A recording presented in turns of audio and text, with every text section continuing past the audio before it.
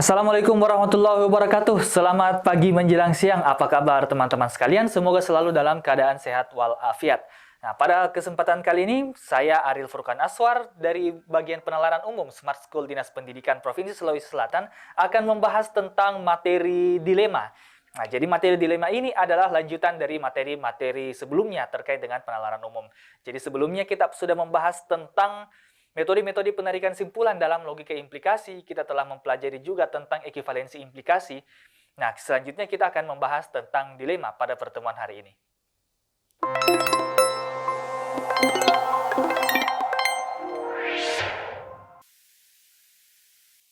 Mengenal bagaimana bentuk pernyataan disjungsi atau bentuk pernyataan yang terkait dengan pernyataan atau, maka kita sudah siap untuk belajar tentang dilema ya.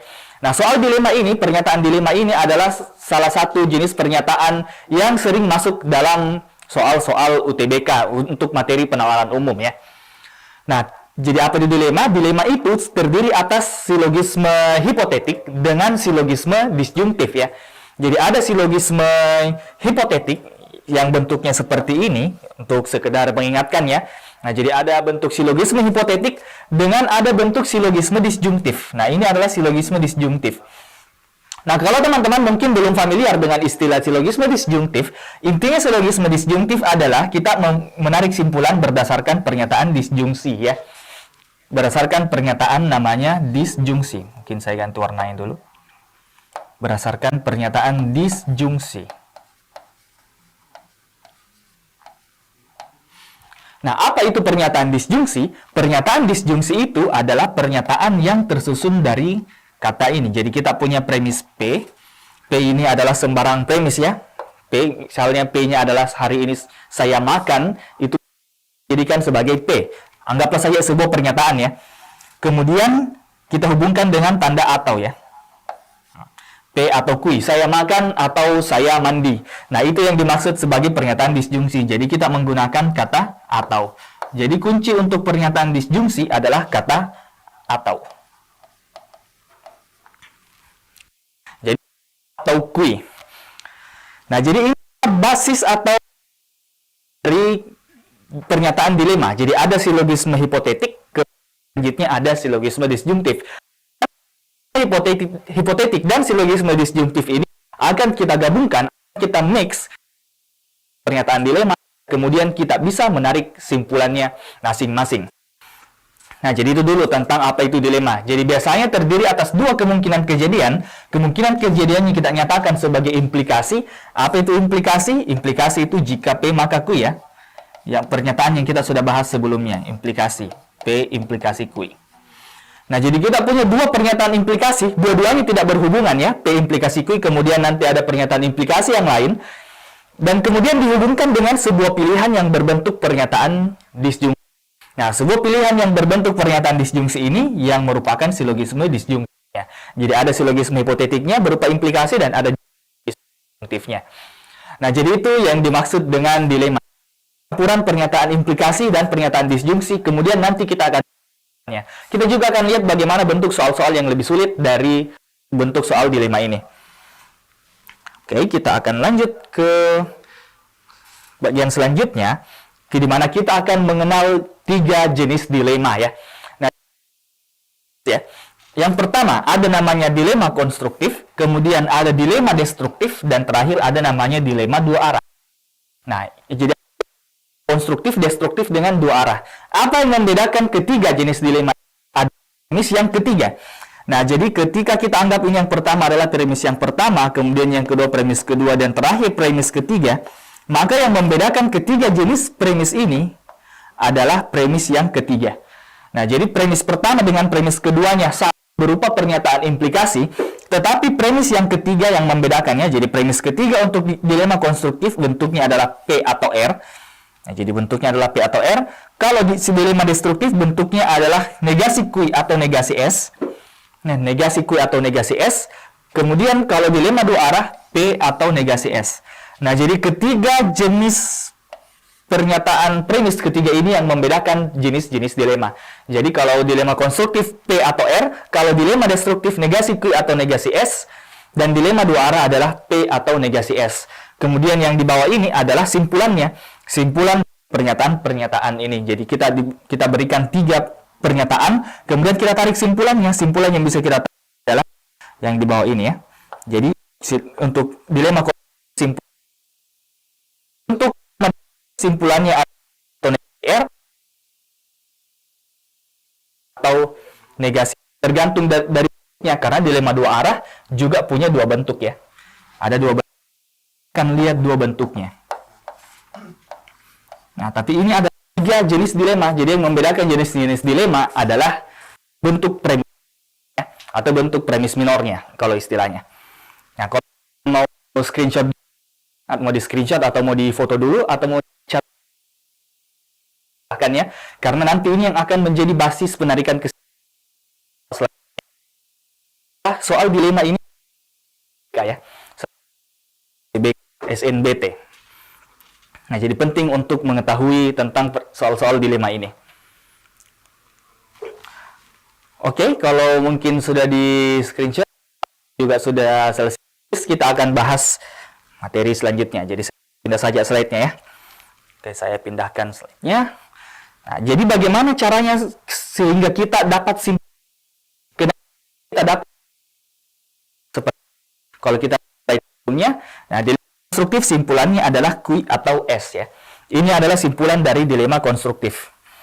Tapi kenapa bisa kita dapat simpulan itu? Kalau misalnya simpulannya lupa karena mungkin tidak hafal karena sesuatu. Bagaimana simpulan?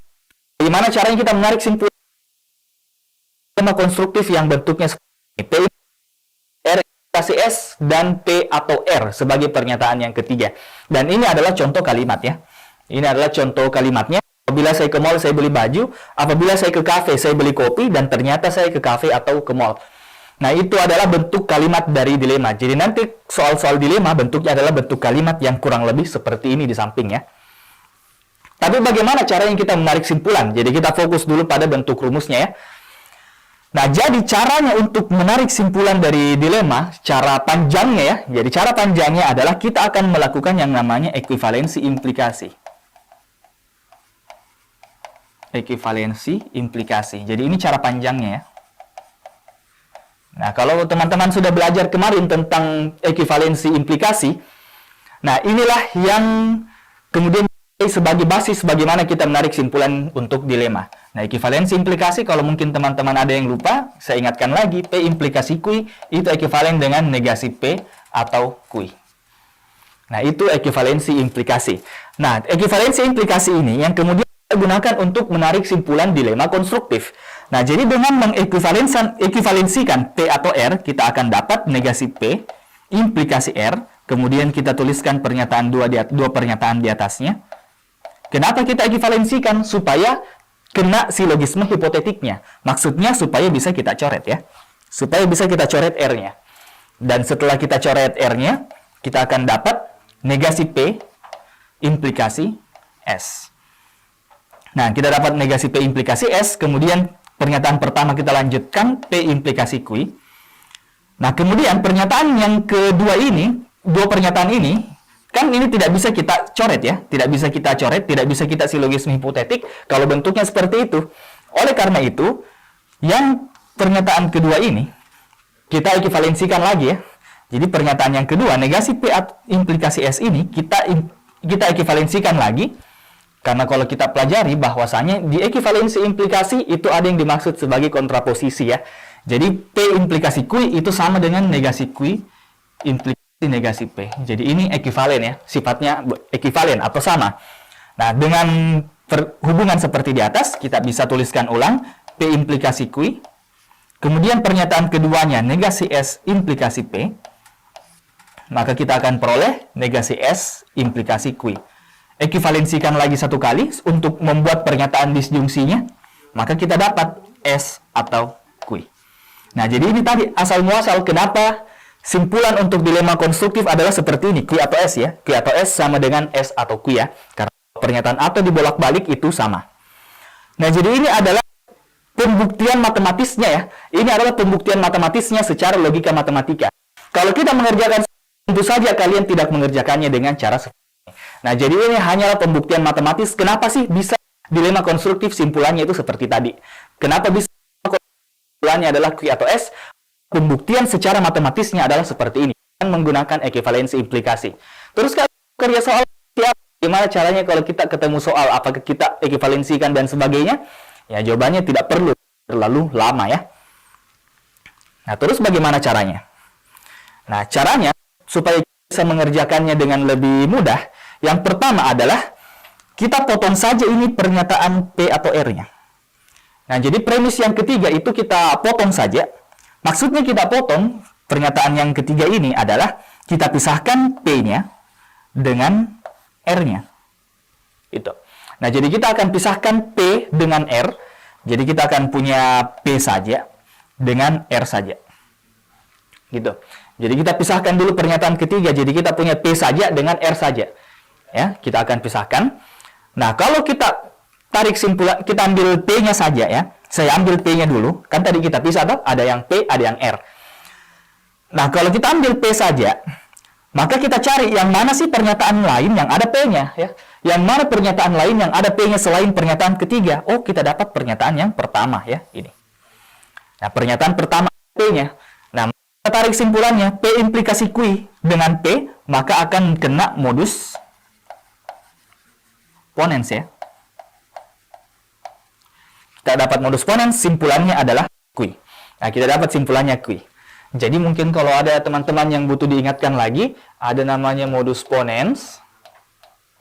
Modus ponens itu P implikasi Q, kemudian kalau premis minornya adalah P, maka simpulannya adalah Q. Misalnya jika saya begadang, maka saya sakit kepala. Ternyata saya begadang, maka pasti sakit kepala. Itu yang dimaksud modus ponens. Kemudian ada modus tollens ya. Modus tollens, P implikasi Q, kemudian negasi Q. Nah, maka ini simpulannya adalah negasi P. Nah, itu untuk teman-teman ingat. Jadi yang pertama ini kena modus ponens ya.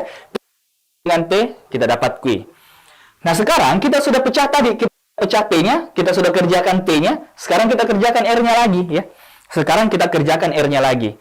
Kita cari lagi pernyataan mana yang ada R-nya, yaitu pernyataan yang kedua. R implikasi S.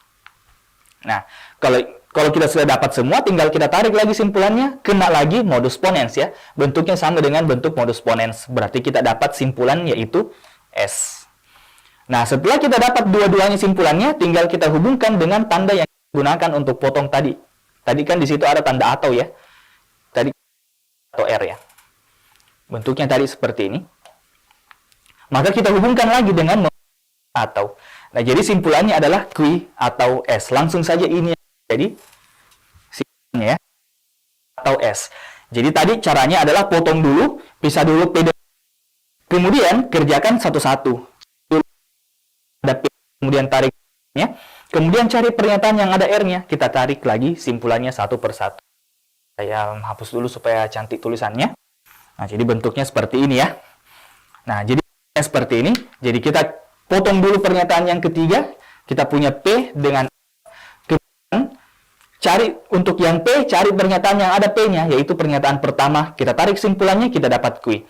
Kemudian pernyataan yang kedua, cari lagi R-nya. Ya, kita ambil R, cari lagi yang ada itu di pernyataan kedua, maka kita dapat simpulan S. Maka simpulannya adalah QS. Nah, bagaimana kalau kita terapkan dalam bentuk kalimat? Misalnya kalimatnya seperti ini. Apabila saya ke mall, saya beli baju. Maka tentukan dulu yang mana yang menjadi P. Tentukan dulu yang mana menjadi P. Misalnya saya tulis di bawah saja. P-nya adalah ke mall. Q-nya adalah beli baju. Kemudian R-nya adalah ke kafe. Dan S-nya adalah beli kopi ya. Nah, jadi penting untuk tentukan dulu yang mana yang P, yang mana yang Q, yang mana R, dan yang mana yang S, supaya nanti kita tidak lost kalau misalnya kita mau tentukan simpulannya. Nah, jadi pernyataan pertama, premis yang pertama itu adalah P implikasi Q. Saya tulis saja di sini. P implikasi Q. Kemudian premis yang kedua yang ini ya, ada P implikasi Q ini. Kemudian premis yang kedua adalah R implikasi S. Dan premis yang terakhir adalah ke kafe atau ke mall. Kafe adalah R, mall adalah P. Nah, maka ini akan menjadi seperti yang di atas ini. Bentuknya akan menjadi seperti ini, sehingga simpulannya adalah Q atau S ya. Simpulannya adalah Q atau S. Q-nya adalah beli baju atau beli kopi. Nah, jadi simpulannya adalah dia itu akan beli baju atau beli kopi. Nah, seperti simpulannya. Beli baju atau beli kopi. Nah, jadi yang dimaksud dengan dilema konstruktif, ini cara mudah untuk menarik simpulannya. Jadi potong dulu, kemudian cari satu-satu yang mana yang ada P-nya dengan yang mana yang ada R-nya. Kemudian sisa kita tarik simpulannya. Nah, ini modelnya kalau dilema konstruktif ya. Jadi jangan lupa ini modus ponens dengan modus tollensnya di atas, karena itu akan terus-menerus dipakai. Nah, kalau teman-teman ada yang mau screenshot dulu atau mungkin ada yang mau catat, ya silahkan dicatat. Saya mungkin kasih waktu selama beberapa detik ya. Sebelum kita melangkah ke bentuk dilema selanjutnya, ada dilema destruktif dengan ada dilema dua arah. Ada tiga dilema ini penarikan simpulannya sama ya. Semua model penarikan simpulannya sama, baik itu konstruktif, destruktif maupun dua arah, model penarikan simpulannya sama. Jadi tetap dipotong dulu pernyataan yang ketiga, kemudian kita cari simpulannya satu per satu. Nah, jadi seperti cara mudah untuk menarik simpulan dilema. Dan tadi kita juga sudah buktikan secara matematis ya, secara matematis logika mana simpulan dari pernyataan-pernyataan dilema.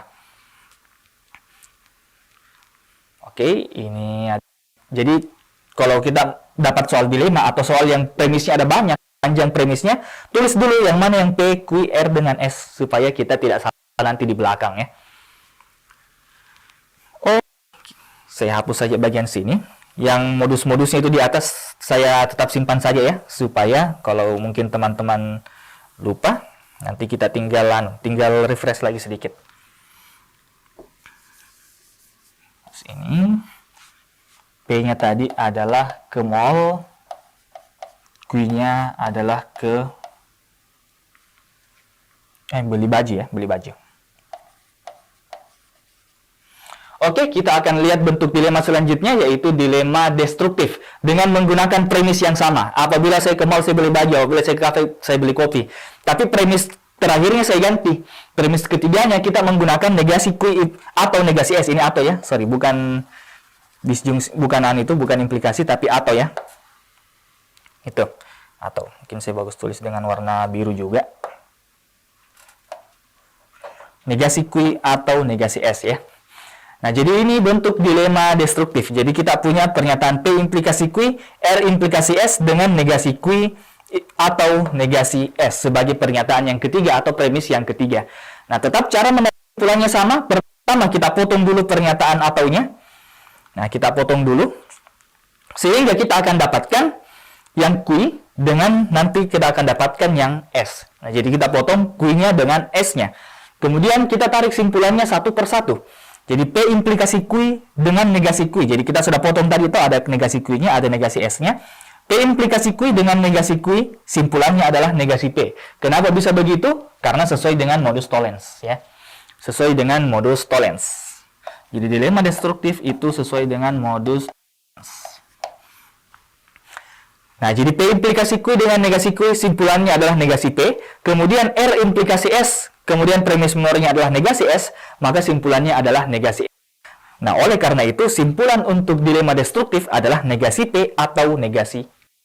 Nah, jadi itu bentuk dilema destruktif ya. Simpulannya adalah negasi P atau negasi R. Kalau kita bawa menjadi bentuk kalimat seperti yang di samping, kalau saya ke mall saya beli baju, premis yang sama ya. Premis yang sama di sini. Apabila saya ke mall saya beli baju, apabila saya ke kafe saya beli kopi, dan ternyata tidak beli baju. Tidak beli baju itu adalah negasi Q, atau tidak beli kopi adalah negasi S. Nah, jadi tentukan dulu semua P, Q, R dengan S-nya. Kemudian kita tarik simpulannya sesuai dengan kaidah dilema destruktif. Maka simpulan yang kita peroleh adalah negasi P atau negasi R ya. Nah, jadi simpulannya adalah negasi P atau negasi R. Kalau kita tuliskan dalam bentuk kalimatnya adalah saya tidak ke mall atau tidak ke kafe. Nah, itu simpulan untuk dilema destruktif. Di bentuk kalimatnya, tiga jenis dilema. Dilema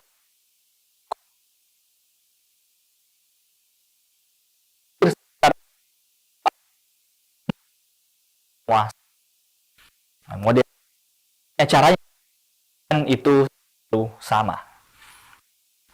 Yang berbeda cuman bentuk premis yang itu berbeda ya. Itu adalah dilema destruktif. Nah, selanjutnya kita akan masuk ke jenis dilema yang ketiga. Mungkin saya hapus beberapa dulu.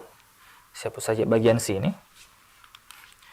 Kita akan masuk di bentuk dilema yang ketiga. Nah, ini bukan implikasi ya. Ini adalah bentuk disjungsi. Ada typo sedikit di anunya, di filenya. Nah, itu adalah bentuk disjungsi ya. Nah, bentuk disjungsi, oh tidak kelihatan. Jadi ini adalah bentuk disjungsi. P atau negasi S ya. Oke, jadi untuk dilema dua arah, caranya tetap sama, yaitu kita belah dua ini pernyataan yang ketiga ya. Pernyataan yang ketiga kita potong dua, sehingga kita memiliki negasi P. Nah, kita punya yang P dulu, kita punya yang P. Kemudian yang satunya adalah negasi S. Nah, jadi dua pernyataannya lagi, seperti biasa. P-nya kita punya P, kemudian negasi S-nya kita punya negasi S. Kemudian kita tarik masing-masing simpulannya. P implikasi Q, kemudian premis minornya adalah P, maka kena modus ponens ya. Jadi ada modus ponens. Kemudian R implikasi S dengan premis minor negasi S, maka kenanya adalah modus tollens. Nah, jadi dilema dua arah itu adalah hubungan dari modus ponens dengan modus tollens. Jadi ada modus ponensnya, ada juga modus tollensnya. Sehingga simpulannya, kalau P implikasi Q dengan P, simpulannya adalah Q. R implikasi S dengan negasi S, simpulannya adalah negasi R. Maka simpulan yang kita peroleh adalah Q atau negasi R. Nah, kalau bentuk kalimatnya adalah seperti ini. Ketiganya saja saya ganti, ke mall atau tidak beli kopi, atau negasi S. Nah, berarti simpulannya adalah Q atau negasi R ya. Q atau negasi R.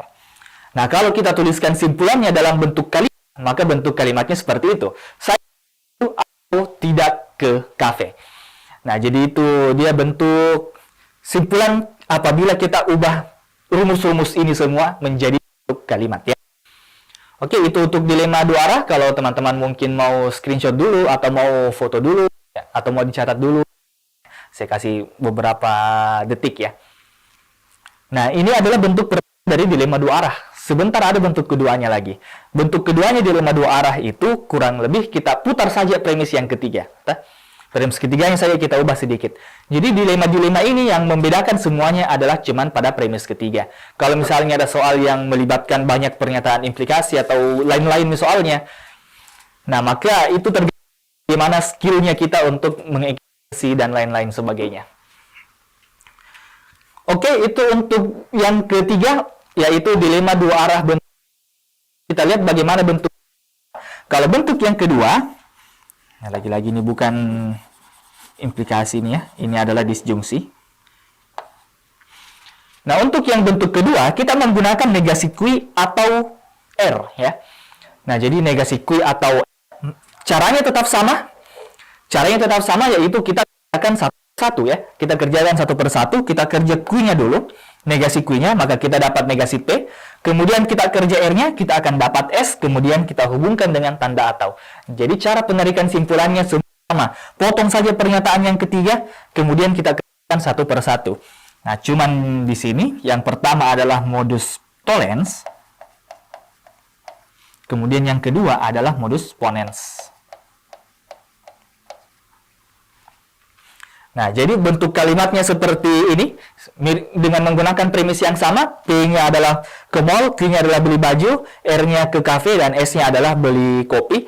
Nah, untuk simpulannya, bentuk kalimatnya tetap sama, mirip seperti ini ya. Yang berubah cuman yang kalimat ketiga. Nah, kalimat ketiganya kita menggunakan saya tidak beli baju. Tidak beli baju adalah negasi Q. Atau saya ke kafe adalah R. Oleh karena itu, simpulannya adalah negasi P atau S. Nah, bentuk simpulan terakhir adalah seperti itu. Saya tidak ke mall atau saya beli kopi. Itu kalau simpulannya dalam bentuk kalimat. Nah, jadi itu tadi 3 jenis dilema. Untuk dilema dua arah ada 2 bentuknya. Ada yang bentuk negasi Q atau R, ada juga yang bentuk pertama tadi, yaitu P atau negasi S. Nah, kalau mau di foto dulu mungkin yang bentuk dilema dua arah yang kedua ini, atau mau di screenshot juga silahkan ya. Tapi yang paling utama adalah kalau misalnya sudah di screenshot atau sudah di foto, jangan lupa dicatat dan dipelajari kembali.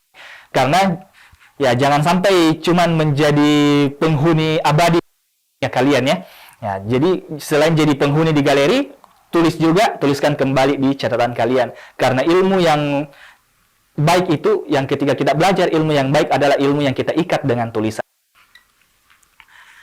Oke, itu tadi untuk bentuk dilema. Jadi untuk kalau misalnya kalian yang mau simpulkan semuanya, mau lihat bagaimana semua bentuk dilema, jadi ini adalah bentuk-bentuk dilema ya. Ada dilema konstruktif, ada dilema destruktif, dan ada dilema dua arah. Bentuk dilema dua arah ini ada 2 bentuknya. Ada yang bentuk P atau negasi S, dan ada yang bentuk negasi Q atau R. Dengan simpulan yang masing-masing berbeda, tergantung dari model premis yang ketiga dan bagaimana nanti kita menarik simpulannya. Nah, jadi caranya tadi tetap sama ya. Potong pernyataan yang ketiga, kita dapat P dengan R. Ya, potong pernyataan ketiga, kemudian kerjakan satu-satu. P implikasi Q dengan P jadinya adalah P. Kemudian R implikasi S dengan R, maka simpulannya adalah S. Sorry, bukan P ini ya, Q, sorry. Nah, jadi Q atau S. Makanya simpulannya adalah Q atau S. Dilema destruktif juga sama. Potong saja yang di pernyataan ketiga, maka kita akan dapat negasi Q dengan negasi S ya. Jadi pernyataan pertama P implikasi Q dengan negasi Q, kita dapat negasi P. Kemudian pernyataan kedua R implikasi S dengan negasi S, kita akan dapat negasi R. Hubungkan dengan tanda atau. Nah, jadi kurang lebih begitu cara penarikan simpulan untuk dilema-dilema ini. Nah, kalau misalnya ada teman-teman yang mau catat atau mau simpulkan atau mau foto langsung saja catatan simpulannya semua, ya silahkan ya. Ini adalah simpulan untuk 3 jenis dilema. Ada dilema konstruktif, destruktif dengan 2 arah. 2 arah ada bentuknya. Oke, itu tadi adalah materi tentang dilema, dan tentu saja setelah kita bahas materi ada latihan. Jadi kita akan latihan soal. Kita mulai dari soal-soal basic dulu. Kita mulai dari soal-soal yang mudah, kemudian waktunya mencukupi, kita akan masuk ke jenis-jenis soal yang susah. Nah, jadi kita akan latihan soal, karena apalah arti kalau kita tidak latihan. Oke, kita akan masuk ke soal yang pertama. Kita lihat soal dilema yang pertama. Apabila ikut lomba berbaris, Akilah ikut latihan hari ini. Apabila ikut olimpiade, Akilah belajar hari ini. Ternyata Akilah tidak ikut latihan atau tidak belajar hari ini. Kira-kira apa simpulan yang dapat diperoleh di atas? Nah, untuk yang soal nomor 1, kita tutorial saja dulu ya. Jadi saya akan jelaskan bagaimana caranya menjawab soal-soal yang bentuk dilema. Pertama-tama, kalau misalnya kalian belum lancar untuk menarik simpulan, pertama-tama yang harus kalian lakukan adalah tentukan dulu yang mana yang menjadi P, yang mana P, yang mana Q, yang mana R, dan yang mana S. Ini dulu yang pertama kalian tentukan. Pun kalian mungkin sudah mahir menarik simpulan, usahakan jangan sampai loss itu Q, mana S-nya. Usahakan yang mana yang Q, mana R, dan mana yang S. Itu kita lakukan. Nah, kita lihat premisnya dulu. Apabila ikut lomba berbaris, nah, jadi P-nya adalah lomba berbaris ya. Lomba berbaris. Tulis singkat saja seperti itu ya. Tulis singkat saja lomba baris. Akilah ikut latihan hari ini, berarti Q-nya adalah latihan. Nah, Q-nya adalah latihan. Kemudian kita lihat bentuk yang kedua. Jadi ini tadi baris adalah P, ini adalah Q. Apabila ikut olimpiade ini adalah pernyataan baru, kita nyatakan sebagai R ya. Kita nyatakan sebagai R, jadi R-nya adalah olimpiade. R-nya adalah olimpiade. Kemudian S-nya, kita lanjut lagi kalimatnya, Akilah belajar hari ini. Belajar hari ini adalah S ya. Pernyataan S. Jadi S-nya adalah belajar hari ini. Oke. Nah, setelah kita tentukan semua P, Q, R dengan S-nya, tinggal kita tulis bentuk premisnya. Premis yang pertama adalah apabila lomba berbaris, dia ikut latihan P implikasi Q. Kemudian bentuk pernyataan yang kedua, apabila ikut Olimpiade belajar hari ini. Ikut Olimpiade, maka belajar hari ini. R implikasi S. Nah, kita lihat pernyataan ketiga. Nah, jadi setelah kita tulis pernyataan yang pertama dengan kedua, kita tuliskan pernyataan ketiga, akhirnya tidak ikut latihan. Nah, tidak ikut latihan itu adalah negasi kui, ingkaran kui ya. Jadi, pernyataan kebenaran berarti ada negasinya. Ya, teman-teman yang menjawab, ada yang C, ada juga tadi menjawab A. Kita lihat siapa yang benar ya. Oke, jadi negasi kui, kemudian pernyataan atau tidak belajar hari ini, tidak belajar, belajar tadi adalah S ya. S-nya tadi adalah belajar, berarti kalau tidak belajar berarti negasi S. Nah, ternyata bentuknya adalah bentuk dilema destruktif ya. Nah, ternyata bentuknya adalah dilema destruktif. Simpulannya adalah, kalau misalnya lupa hafalan simpulannya, potong saja pernyataan yang ketiga. Kita potong saja pernyataan ketiga sehingga kita punya negasi kui dengan negasi S ya. Kita punya negasi kui dengan negasi S. Pernyataan pertamanya adalah P implikasi kui. Dengan negasi kui, simpulannya adalah negasi P. Kemudian yang kedua, R implikasi S dengan negasi S, simpulannya adalah negasi R. Nah, jadi negasi P atau negasi R. Negasi P-nya adalah lomba baris. Berarti kalau negasi P tidak ikut lomba berbaris. Nah, jadi coret nih A, coret nih juga B. Udah? Karena pernyataan pertamanya adalah negasi P. Negasi P adalah tidak lomba berbaris. Atau negasi R. R-nya tadi adalah Olimpiade. Berarti kalau negasi R, artinya tidak ikut lomba berbaris atau tidak ikut Olimpiade. So, the answer is C. Ya. Jadi jawabannya adalah C. Nah, jadi selamat untuk yang menjawab. Kita akan lanjut ke latihan soal selanjutnya. Jadi teman-teman yang mungkin baru belajar tentang metode penarikan, pastikan dulu untuk tuliskan ini ya. Pastikan untuk tentukan yang mana yang P, yang mana yang Q, yang mana R, dan yang mana yang S. Kemudian setelah tentukan itu, ya tinggal kita tulis bentuk pernyataan logikanya ya. Dan kita tinggal tarik simpulannya seperti apa. Jadi untuk soal yang pertama, the answer is C ya. Jawabannya adalah Charlie atau C. Oke, ini untuk soal yang pertama. Sekarang kita akan lanjut di soal yang kedua. Nah, kalau soal yang kedua, saya berikan kalian waktu 1 menit. Silahkan tuliskan jawaban di chat. Tolong chatnya dikondusifkan, jangan dulu ada yang nge-troll. Oke, yang kedua. Jika membeli baju, Nick tidak membeli celana. Jika membeli HP, Nick tidak membeli laptop. Ternyata beli baju atau laptop. Nah, kira-kira apa simpulannya? Saya kasih waktu dulu untuk teman-teman menjawab. Nah, jadi kalau soal-soal dilema, pastikan dulu, tentukan tadi. Jadi saya kasih, tunggulah sebentar sekali, saya halangi layarnya. Ups. Ya. Jadi untuk soal-soal dilema, tentukan dulu nah, yang mana yang P, yang mana yang Q, yang mana yang R, yang mana yang S. Perlu ditentukan. Ada beberapa jawaban berbeda. Ada yang jawab D, ada yang jawab A. Ya, ada juga yang menjawab C juga dari SMA Negeri 11 Makassar. Oke. Ada berbagai macam jawaban, silahkan kalau mau dijawab. Oh ya, untuk pertemuan penalaran umum yang selanjutnya, untuk pertemuan PU yang selanjutnya, kita akan membahas tentang soal-soal dilema ya. Jadi akan dibahas tentang soal-soal dilema, mungkin bentuk soal dilema yang lebih lagi ya, lebih sulit dan lebih menantang dari soal-soal dasar yang seperti ini. Jadi ini anggap kalau kita main game, level ini ada soal yang kedua ini adalah level tutorial ya. Kita masih level tutorial dan nanti kita akan lihat bentuk soal yang lebih susah. Jadi untuk materi penalaran umum selanjutnya akan kita bahas tentang soal-soal dilema. Dan kalau mungkin di-share soal-soalnya, ada soal latihan mungkin akan disiapkan. Jadi nanti akan saya share ke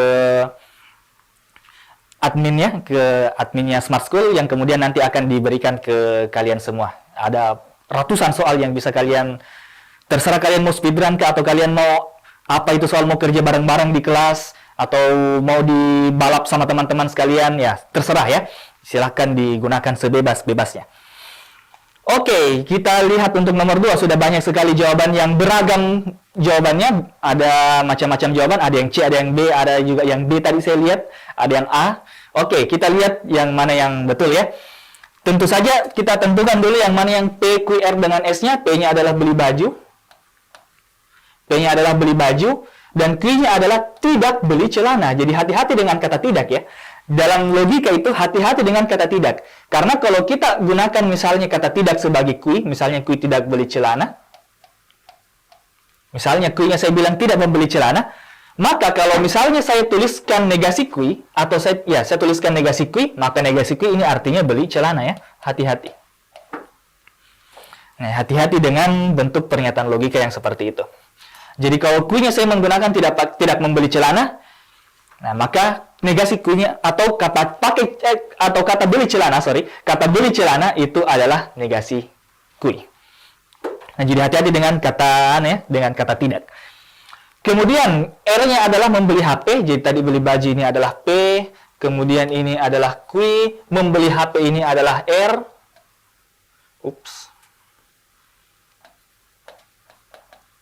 Beli HP ini adalah R, kemudian tidak beli laptop ini adalah S. Saya simbolkan sebagai S. Tidak beli laptop. Berarti pernyataan pertama P implikasi Q, pernyataan kedua R implikasi S, pernyataan ketiga kita lihat beli baju. Beli baju itu adalah P. Beli baju adalah P atau beli laptop. Ya, beli laptop. Nah, beli laptop itu, kalau kita lihat di daftar anunya kita ini di atas, laptop itu ada di S, tapi S-nya itu adalah tidak membeli laptop ya. Hati-hati, S-nya di situ tidak membeli laptop. Jadi kalau kita bilang dia beli laptop, maka dia akan menjadi negasi S. Ya, jadi bentuknya seperti ini ya. P implikasi Q, R implikasi S, kemudian pernyataan ketiganya adalah negasi P atau negasi S, maka kena bentuk dilema dua arah. Bentuk dilema dua arah. Nah, bentuk dilema dua arah tadi, kalau misalnya teman-teman sudah tulis yang bentuk penarikan simpulan tadi, maka langsung bisa menjawab simpulannya adalah Q atau negasi R. Tapi kalau lupa hafalan yang tadi, ingat saja potong yang ketiga. Potong kalimat yang ketiga, kita akan dapat P dengan negasi S. Nah, P dengan negasi S, pernyataan pertama adalah P implikasi Q, simpulannya adalah Q. Kemudian yang kedua, R implikasi S dengan negasi S, simpulannya adalah negasi R, hubungkan dengan tanda atau. Jadi simpulannya adalah Q atau negasi R. Tinggal kita ubah kalimat, makanya penting untuk tulis apa kalimatnya ini di atas. Q-nya adalah tidak membeli celana atau dia tidak membeli HP. Jadi simpulannya adalah bravo. Ya, tidak membeli celana atau tidak membeli HP. Nah, the answer is bravo ya. Jawabannya adalah B. Jadi, ada yang menjawab B sudah benar. Dari SMA Negeri 10 Jeneponto sudah benar ya. Ada juga Karim Ganteng Wits. Ganteng dan benar jawabannya ya. Oke. Jadi, jawabannya adalah bravo.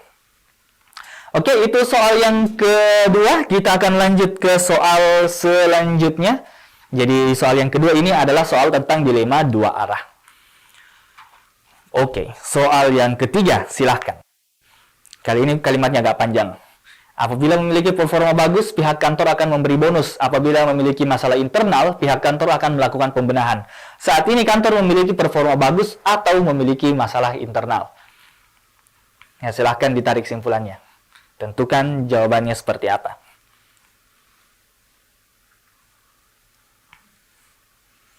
Oke. Nah, jadi di soal-soal UTBK biasanya bentuknya bentuk-bentuk seperti ini ya. Soal-soalnya agak-agak panjang. Agak-agak panjang soal-soal yang diujikan dan kita harus selesaikan dalam waktu cepat ya. Karena di UTBK itu cuma 30 menit untuk 30 soal.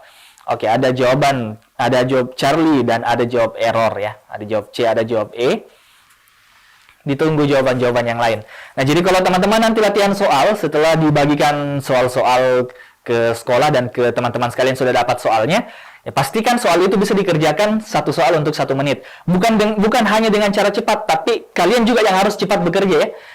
Jadi penting dulu untuk tahu konsepnya, dan ketika kita sudah tahu konsep, maka selanjutnya kita sudah nyaman mengerjakan soal. Mungkin pertama-tama agak lama mengerjakan soal, lama kerjanya, tapi seiring sudah terbiasa kerja soal seperti itu, pasti semakin cepat. Dan ingat, target kita adalah satu soal 1 menit. Bukan hanya dengan cara cepat, tapi juga dengan konsep-konsep yang kita pahami. Oke, ada 2 kubu jawabannya. Ada yang menjawab E, ada yang menjawab A.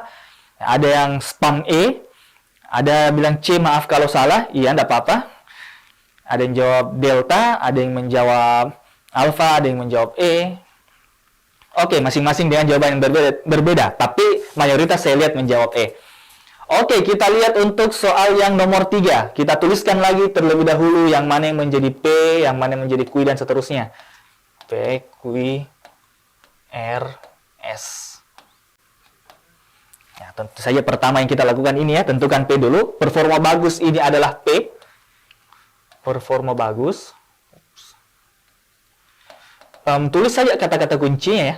Tulis saja kata kuncinya supaya kita tidak terlalu lama menulis yang seperti itu. Karena kita cuma mau label yang mana yang P, yang mana Q, dan sebagainya. P-nya adalah performa bagus, Q-nya adalah memberi bonus. Nah, jadi tulis saja kata kuncinya bonus. Jangan lupa kata tidak itu juga jadi kata kunci, nah hati-hati. Apabila memiliki masalah internal, jadi R-nya adalah masalah. Memiliki masalah internal ini menjadi R. Pihak kantor akan melakukan pembenahan. Pembenahan ini adalah S.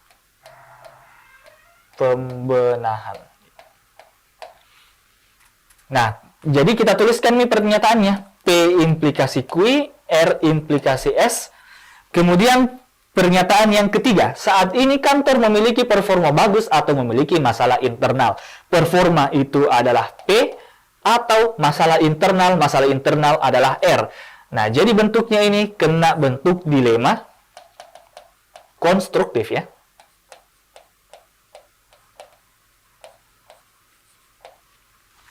Nah, bentuk dilema konstruktif. Jadi cara menarik simpulan untuk dilema konstruktif adalah kita potong dua ini pernyataan yang ketiga. Jadi kita akan dapat P dengan R. P-nya kita kerjakan premis pertama, P implikasi Q. Simpulannya adalah Q. Kemudian yang kedua R-nya, R implikasi S dengan R, maka simpulannya adalah S. Jadi simpulannya adalah Q atau S. Q-nya adalah dapat bonus atau melakukan pembenahan ya. Jadi pihak kantor akan memberi bonus atau akan melakukan pembenahan. Jadi jawabannya adalah error ya. Jadi banyak tadi saya lihat jawaban E, berarti jawaban E-nya sudah benar ya. Oke, jadi jawabannya adalah error. Sebenarnya masih banyak soal-soal lagi, masih banyak soal-soal selanjutnya. Soal nomor 4, kemudian ada soal hard mode-nya juga. Cuman sayang sekali kita dibatasi oleh waktu untuk pertemuan hari ini. Nah, pada penawaran umum yang selanjutnya, kita akan membahas tentang soal-soal untuk dilema ya. Jadi soal-soal dilema mulai yang mudah hingga soal-soal yang sulit dan relatif menantang karena melibatkan bentuk-bentuk implikasi yang mungkin agak jarang kita lihat. Nah, jadi kita nantikan saja bagaimana pelajaran di penawaran umum selanjutnya. Oke, mungkin itu yang dapat kami sampaikan pada kesempatan kali ini. Assalamualaikum warahmatullahi wabarakatuh dan selamat siang.